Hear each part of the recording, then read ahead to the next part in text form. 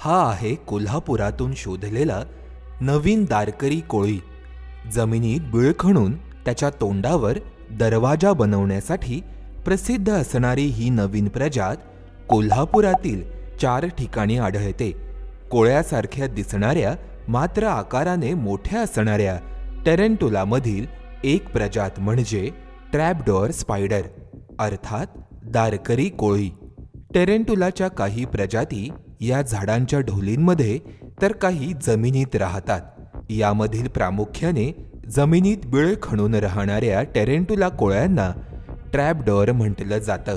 मात्र यामधील काही कोळी हे झाडांवर छिद्र पाडून देखील त्यामध्ये राहतात.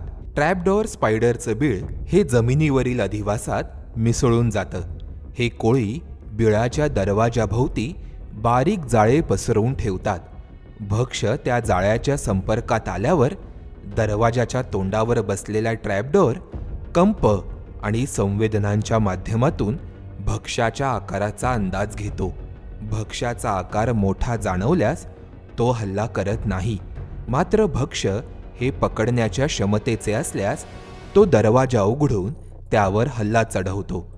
काही वेळा संधी हुकते, मात्र दरवेळीच असं घडत नाही.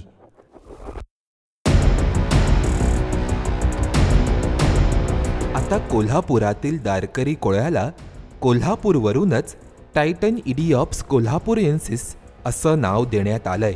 या प्रजातीचा शोध हा सतपाल गंगलमाले यांच्या शिवाजी विद्यापीठातील प्राणीशास्त्र विभागामधून सुरू असलेल्या PhD संशोधनाचा एक भाग आहे. त्यांच्यासोबत या संशोधनामध्ये ठाकरे वाईल्डलाईफ फाउंडेशनचे संशोधक तेजस ठाकरे आणि अक्षय खांडेकर यांचा सहभाग आहे. ट्रॅपडोअर स्पायडरमध्ये मादी ही नरापेक्षा आकाराने मोठी असते. कोल्हापूरच्या दारकरी कोळ्यामध्ये देखील मादी ही नरापेक्षा मोठी आहे. तिचा आकार साधारण 3 सेंटीमीटर पर्यंत वाढतो. ट्रॅपडोअर स्पायडरमध्ये निमवयस्क वयापर्यंत लिंग विकसित झालेलं नसतं. या वयापर्यंत त्यांच्यामध्ये मादीचंच लिंग असतं. मात्र पावसाळ्याच्या सुरुवातीला हे निमवयस्क कोळी कात टाकतात आणि त्यातील काही कोळ्यांना नराचे लिंग विकसित होते.